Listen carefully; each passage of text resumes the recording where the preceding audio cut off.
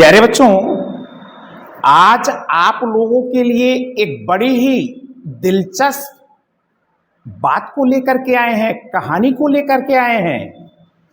आप इसको जान करके, पढ़ करके, समझ करके आप खुद के ज्ञान को तो आगे बढ़ाएंगे ही, आप प्रकृति के आगे बढ़ने में भी बेहतर सहयोग करेंगे।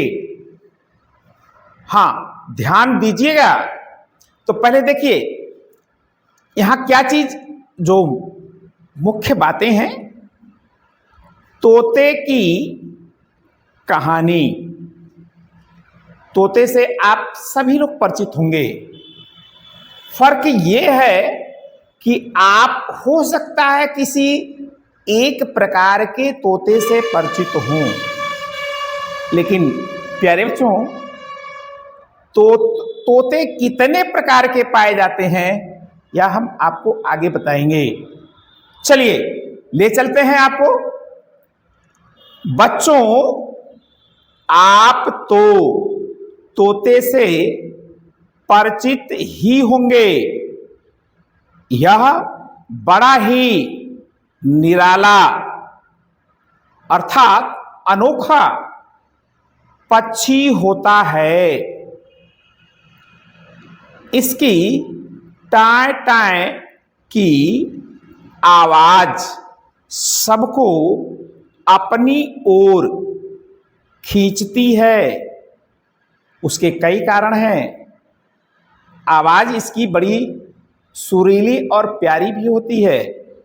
आओ आपको इसके बारे में कुछ अन्य रोचक बातें बताते हैं, यानी अच्छी लगने वाली बातें।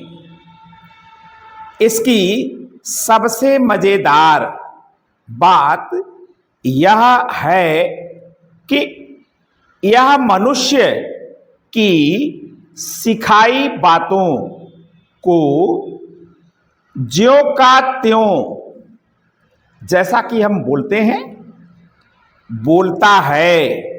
इतना ही नहीं, यह बिल्ली के बोलने, कुत्ते के भौंकने तथा बच्चों के रोने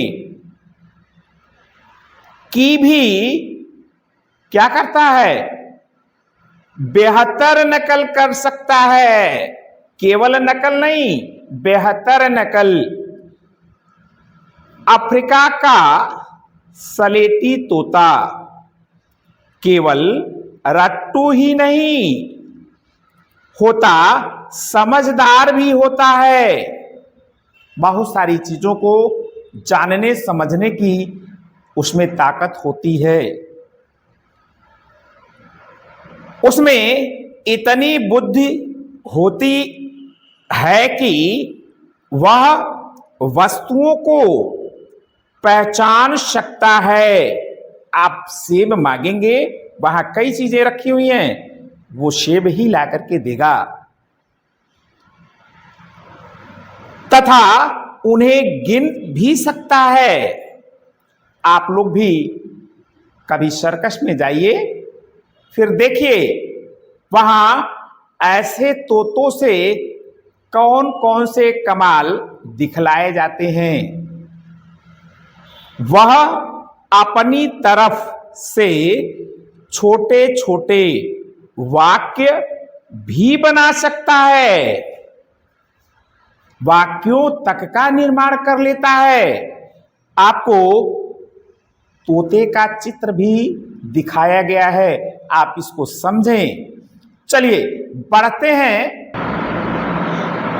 संसार में तोतों की 350 से अधिक प्रजातियां हैं। अधिकांश तोते हरे होते हैं।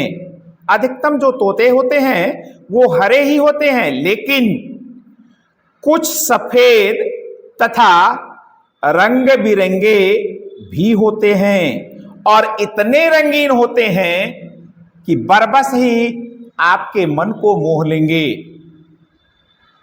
तोते सामान्यतः पेड़ों के कोटर में अंडे देते हैं। कोटर आप जानते हैं, तोते क्या करते हैं, जहां पर मुलायम लकड़ी पाते हैं वहां पर उनको काट करके और वहां रहने का स्थान बना लेते हैं। लेकिन ऑस्ट्रेलिया तथा न्यूजीलैंड में तोतों की कुछ प्रजातियां जमीन पर भी घोंसले बनाती हैं। और प्यारे बच्चों, एक तोता तो ऐसा भी पाया जाता है कि जो अपने अधिक वजन के कारण वो उड़ नहीं पाता है, हाँ दौड़ता है बहुत तेजी से। तोते मुख्यतः अनाज, फल आदि खाते हैं। इनका पसंदीदा फल जो काफी उनको पसंद होता है, अमरूद और अनार हैं। ये मिर्च भी बड़े मजे से खाते हैं। जो लाल मिर्च होती है, इनको खिलाने से इनकी आवाज जो होती है वो सुरीली होती है। कुछ तोते कीट और छोटे जीवों को भी खा जाते हैं।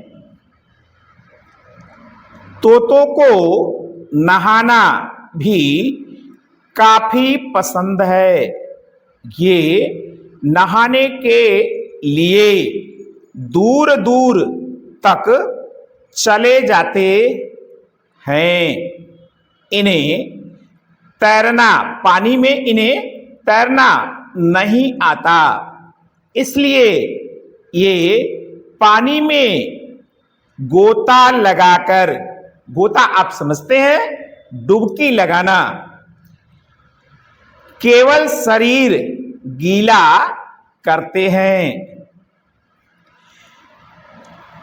एक चीज और भी बड़ी रोचक है, इसको जानिए। तोते की आयु 50 से 60 वर्ष की होती है। आप इस चीज को बहुत कम, यानी आप ही नहीं, बहुत सारे लोग इस चीज को नहीं जानते हैं कि इनकी उम्र कितनी होती है। साथ ही यह सुंदर तथा गुणी होता है, इसलिए संसार में सबसे अधिक व्यापार इन्हीं का होता है।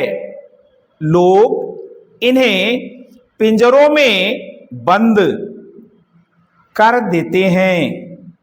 प्यारे बच्चों, आप जरा सोच करके, महसूस करके, ऐसे आप खुद सोचिए कि अगर आपको किसी एक कमरे में या ऐसे स्थान पर रख दिया जाए तो आप क्या सोचेंगे, आपकी आत्मा क्या कहेगी, आप कितने प्रसन्न हो सकते हैं।